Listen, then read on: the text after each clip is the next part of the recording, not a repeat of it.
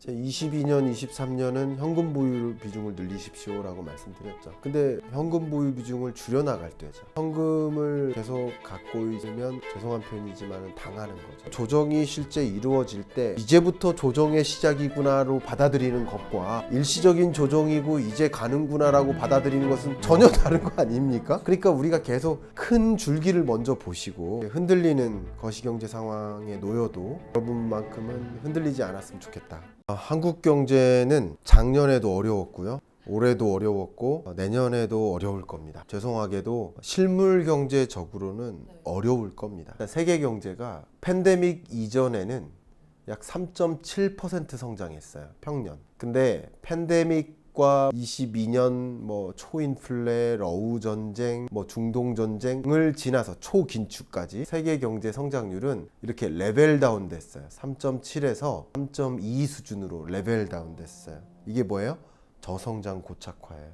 매년 경제 전망할 때 그 해를 점으로 표현하고 있잖아요. 점을 이번에는 항복점이라고 표현했잖아요. 항복점의 의미가 바로 이겁니다. 여기 볼펜이 있어요. 볼펜을 이만큼 누르면 어떻게 됩니까? 구부러지죠. 구부러졌는데 힘을 빼면 다시 어떻게 돼요? 돌아가죠. 근데 만약에 많이 주어지면 얘가 어떻게 될까요? 부러지겠죠. 힘을 뺄 때 어떻게 돼요? 안 돌아가요. 힘을 빼도 제자리로 안 돌아가는 그 지점의 힘을 항복점이라고 해요. 20년부터 24년 동안 약 5년 동안에 세계 경제에 엄청난 힘이 작용했기 때문에 2025년에 그런 것들이 지나가도 20년 이전 수준으로 돌아가기 어렵다고 표현한 것이 그래서 항복점이라고 한 거고요. 그런 면에서 미국 경제도 경기 침체 온다고 봅니다. 1.9% 성장하는 미국을 하드랜딩이다, 경제 위기다라고 표현할 수는 없어요. 어쨌든 기울긴 기우는 거예요. 중국 경제도 올해가 5.0, 내년이 4.5% 성장률이 둔화됩니다. 이렇게 둔화되는 경제인데 우리는 미국에 의존적이고 중국에 의존적이에요. 적어도 수출에서는 우리나라 전체 수출의 약 40%가 미중으로 갑니다. 근데 이들 성장률이 둔화된다는 것은 대미, 대중 증가율이 둔화된다는 거예요. 우리 한국 경제가 전체가 성장률이 올라간 게 아니라 내수 경제는 그대로인데 수출 경제만 회복된 거였단 말이에요. 수출 중에서도 모든 수출이 전반적으로 회복된 게 아니라 반도체, 조선, 자동차와 같은 몇몇 주력 수출 품목만 수출이 반등한 거예요. 또 그것도 23년 대비, 최 바닥에 해당하는 23년 대비 반등한 거예요. 그러면 내외수 불균형이죠. 그러니까 이런 현상인데 미중이 기울어요. 세계 경제 성장률도 지지부진해요. 유러피언 국가 굉장히 어렵습니다. 지금 폭스바겐 사태가 가장 모든 걸 대변해줘요. 하강 국면은 지금 이 그래프가 제일 명확하게 보여주는데 세계 경제 성장률이 L자로 꺾여 들어가는 흐름. 이런 L자형이 경기 침체 국면이에요. 그리고 잠재 성장률을 밑도는 거. 그러니까 세계 경제도 경기 침체 국면인 거 맞아요.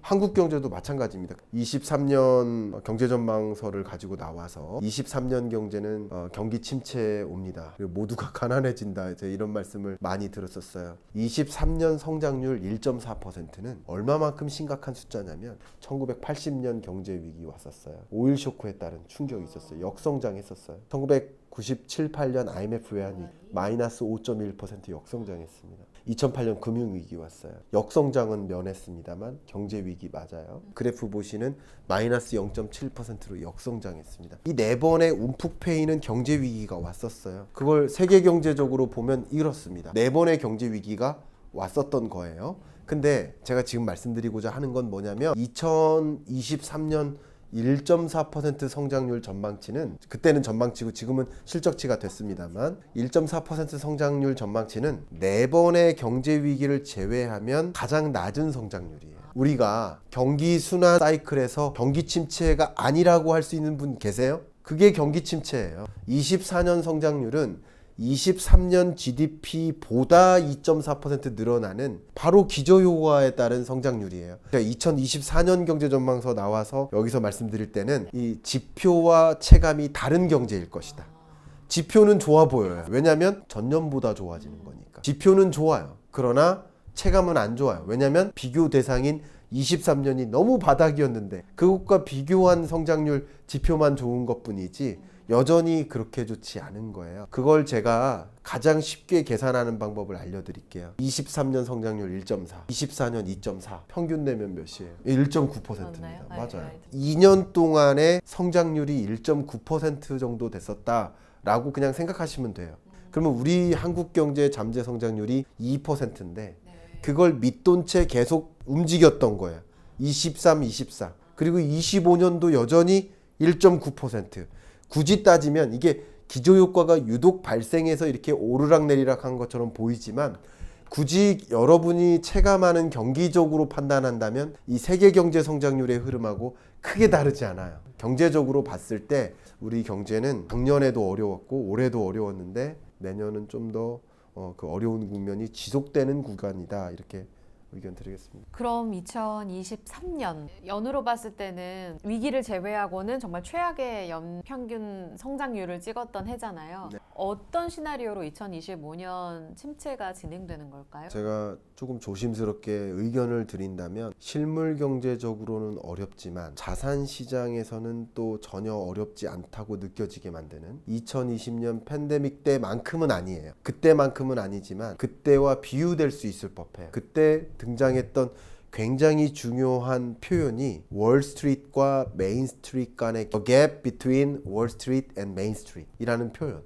월스트리트는 소위 자본시장, 메인스트리트는 실물경제. 그러니까 실물경제와 자본시장에 엄청난 괴리가 생겼다. 제가 어떤 표현을 썼었냐면 백화점에 명품백을 사기 위해서 줄이 길게 늘어서 있는데 그 줄을 기다리는 소비자의 마음과 그 줄을 서 있는 소비자들이 우리 가게로 들어오겠지, 이 물건 팔아야지 하는 판매원의 어떤 기대감과 그런 현장을 지켜만 보고 지나쳐 스쳐 지나가야 하는 나의 절망감을 담아봤다라고 제가 표현을 했어요. 정말 그렇게 엄청난 갭이 벌어지는 국면이 될 겁니다. 한 해의 어려움은 괜찮을 수 있어요. 차라리 이보다는 경제 위기가 낫지 않느냐라고 해도 돼요. 근데 한 해에 어려운 게 아니라 또 그 다음에 어렵고 그 다음에 어려워요. 오르막 올라와 또 오르막이다. 그런 감정이에요. 이 어려운 국면이 지속되니까 2020년 이후로 정말 너무 오랫동안 지속되니까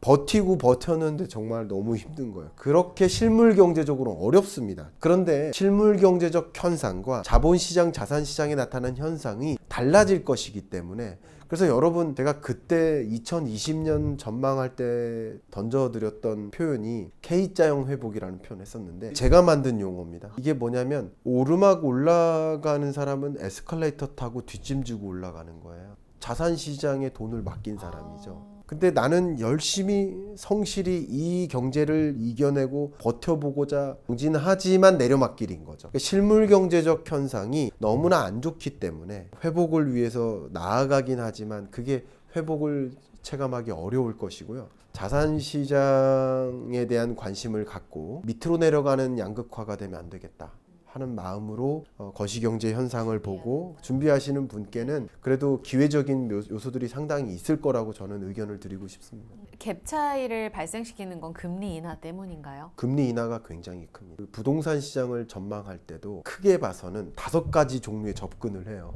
결과적으로 플러스의 모습을 보일 건지를 계산을 해내는 방식인 거죠. 그런 관점에서 제가 한 가지만 소개할게요. 기본적으로 제가 여러분들께는 좀 시대를 구분하셨으면 좋겠다라는 말씀을 드려요. 뭐 시대의 구분은 여러 가지예요. 근데 저는 그 시대의 구분을 거시경제적으로 합니다. 그래서 2020년부터 21년 팬데믹 경제 위기 기간을 금리를 인하하고 유동성을 공급했던 경기 부양을 위해서 완화의 시대라고. 그 완화의 시대 때 자산 시장이 어땠습니까? 올랐죠.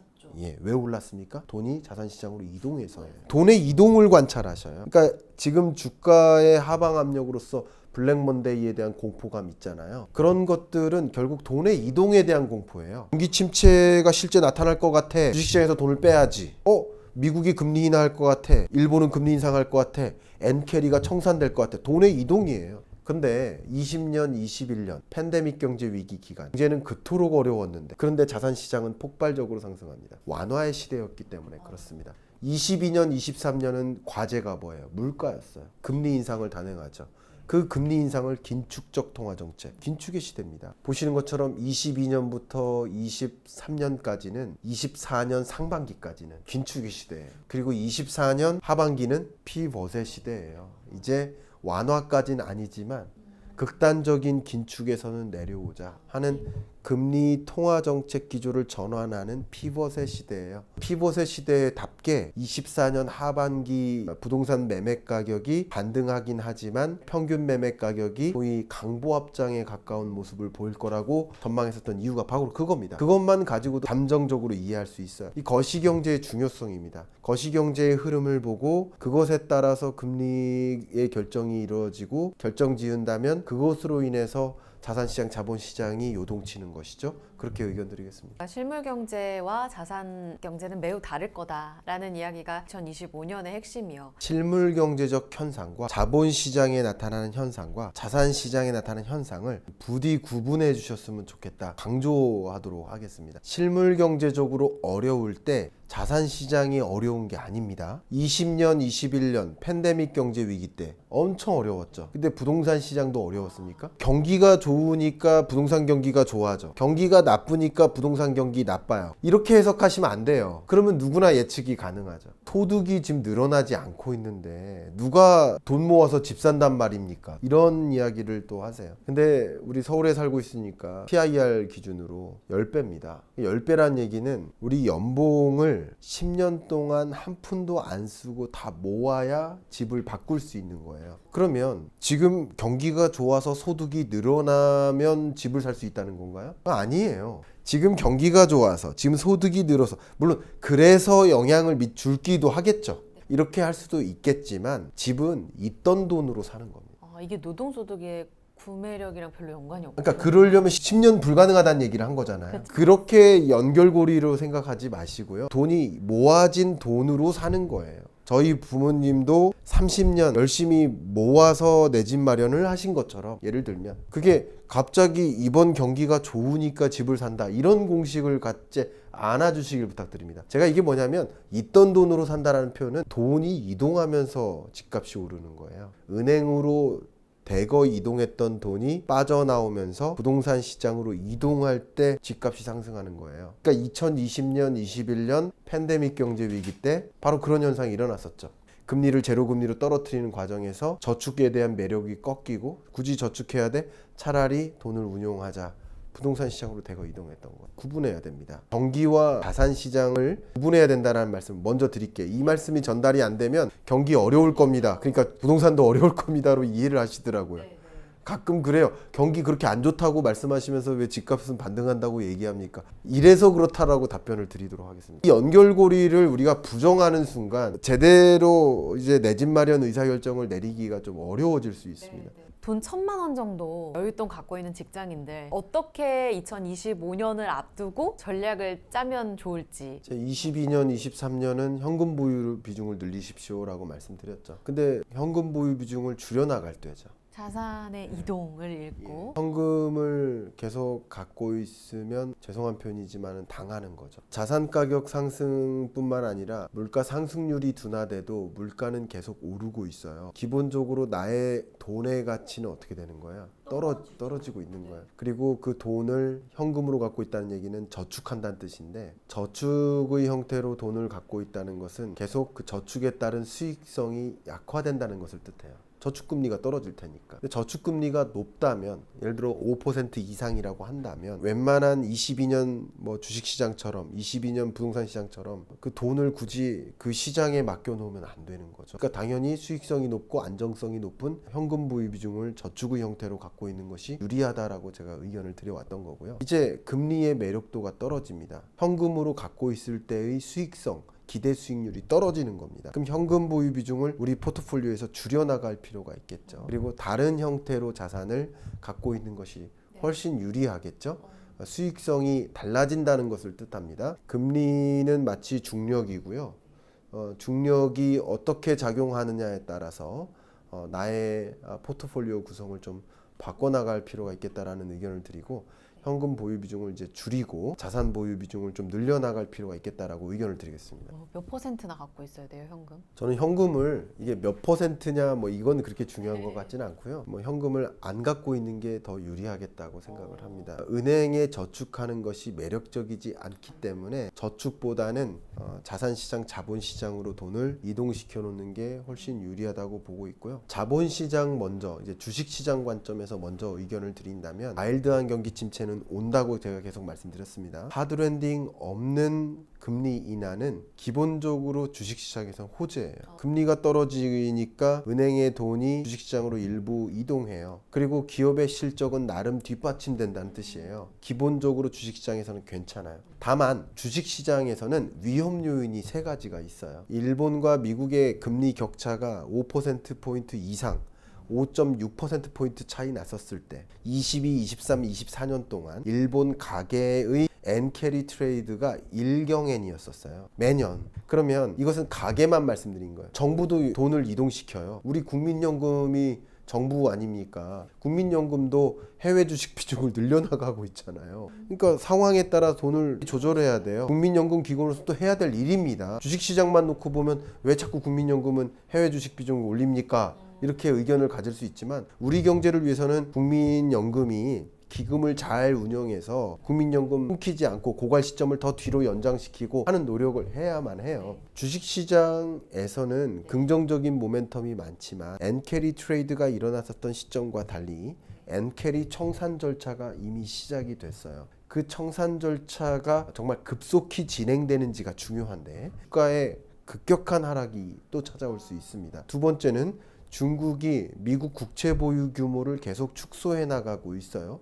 금으로 바꿔나가고 있습니다. 그렇게 움직이는 동선 속에서 상대적으로 엔캐리 청산 절차와 같은 효과가 나타날 수 있습니다. 중국의 외환 보유액 중에서 미국 국채 보유 규모가 차지하는 비중이 줄어들고 있죠. 금 보유 비중을 늘려나가고 있죠. 미국 국채를 팔고 있는 거예요. 하는 것이 두 가지 이유예요. 경제적 요인, 정치적 요인. 두 가지 다 있지만 정치적 요인만 잠깐 가볍게 설명드린다면 미중 대립이 본격화될 때 그때 더 적극적으로 미국 국채 보유 규모를 축소해 나갔습니다. 2년 연속. 러우 전쟁이 발발했을 때 러시아에 대해서 경제 제재를 가하고 스위프트망에서 배제할 때 러시아가 휘청이네? 그럼 우리도 달러 체제에 있으면 안 되겠구나 하는 의사결정이 미국 국채 보유 규모 축소로 이어져요. 이 축소가 엔캐리 청산하고 효과적으로는 좀 비슷한 효과예요. 실업률이 24년 하반기 끝자락까지는 좀 올라갈 여지가 있어요. 금리 인하에 따른 영향은 사후적으로 나타납니다. 그럼 25년 1분기 끝자락에나 실업률이 확실히 떨어지는 현상이 나올 수 있어요. 지금 B컷으로 금리 인하한 효과가 다음 달 실업률을 결정짓지 않아요. 심지어 10월에 발표되는 실업률은 9월 실업률이에요. 금리 B컷 결정에 따른 영향이 전혀 없어요.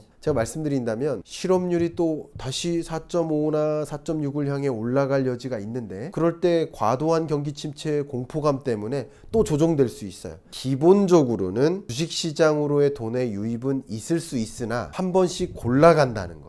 이런 것들을 좀 먼저 가늠하시고 조정이 실제 이루어질 때 이제부터 조정의 시작이구나로 받아들이는 것과 일시적인 조정이고 이제 가는구나라고 받아들이는 것은 전혀 다른 거 아닙니까? 그러니까 우리가 계속 큰 줄기를 먼저 보시고 작은 파편들을 구분해 내실 필요가 있다. 주식시장은 기본적으로 그런 경로로 갈 거라고 생각을 합니다. 그때 잠깐 충격이 올 수는 있지만 기본적으로 상향하는 시장이 갈 거다라는. 기억하실지 모르지만 22, 23, 24년 상반기까지는 은행이 이자 장사했다. 그만큼 금리가 높아지면서 돈이 은행으로 집중됐었던 거예요. 그럼 돈이 더 생겨서 이동한 거예요? 아니에요. 주식시장 부동산에서 빠진 거예요. 그러니까 빠진 게 주가 하락이고 부동산 가격 하락인 거예요. 그러니까 돈의 이동을 통해서 우리 시장을 보셔야 되는 거예요. 실물 경제적 그런 어떤 모습도 굉장히 중요하지만 그것으로 인해서 자본시장, 자산시장이 어떻게 요동치나 움직이나를 지켜보셔야만 합니다. 제가 그 부분을 좀 강조해서 말씀드리는 거예요. 경제 읽어주는 남자로 워낙 유명하시고 소통을 정말 오랜 기간 해오셨잖아요. 경제 분석을 언제부터 하신 건지 또 궁금하고 몇 년도부터예요? 공부하던 기간을 빼고 실제 경제 연구자가 됐었던 2009년입니다. 2009년에 제 처음 국책연구기관의 연구원으로 입문을 한 거고요. 글로벌 펌이죠. 삼성 KPMG 경제연구원에서 거시경제실장 TO가 있었어가지고 그쪽으로 이동해서 뭐 하여튼 계속 거시경제 전망하고 있습니다. 15년간 경제에 몸 담고 총체적으로 보는 이제 눈을 갖고 경제를 보고 계시고 또 저희를 도와주고 계시잖아요. 어떤 마음으로 우리 경제 공부하고 있는 사람들에게 경제를 알려주시는 건지 궁금해요. 제가 앞서 말씀드렸던 표현인데요. 여러분이 이제 흔들리는 거시경제 상황에 놓여도 여러분만큼은 흔들리지 않았으면 좋겠다. 창밖에는 비가 우당탕탕 내리고 있는 거예요. 폭풍도 몰아닥치고. 근데 기차 안은 참 평안하죠. 실물 경제적 모습은 정말 창밖 같은 것 같아. 근데 그걸 바라보는 나의 마음은 아주 아늑해요. 여러분들이 휘몰리는 게 아니라 기차 안처럼 바라보셨으면 좋겠다.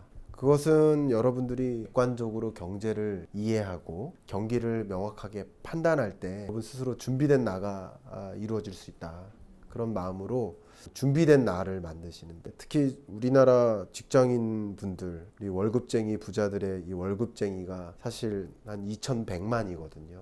항상 이 거시경제를 보면 안타까운 게, 근데 성실히 열심히 살면 내가 부자 될까? 또 그게 아니라는 것을 거시경제를 볼 때마다 더 명확하게 느끼고 있거든요. 열심히 살면 성실히 사는 인물인 거예요. 그런 커리어와 부자 된다는 커리어는 또 다른 거예요. 소득의 증가 속도가 자산 가치의 증가 속도보다 느리기 때문에 그냥 내가 열심히 성실히 살면 나는 더 가난해지는 거죠. 그러니까 적절한 시점에는 나의 소득을 자산으로 올려야 되는 게, 적절하지 않은 시점에는 옮기지 말아야 돼요. 적절한 시점에는 자산으로 옮겨야 돼요. 자산 가치 상승 속도에 나를 편중시키게 만들어야 돼요. 그런 여러분들께는 그런 그림을 좀 그려드릴 수 있도록 어쨌든 경기를 판단하고 실물 경제적 현상과 자본 자산 시장의 현상을 그 연결고리를 좀 이해해 나가실 수 있는데 도움을 드리고 싶은 마음, 그런 마음으로 계속 말씀드립니다.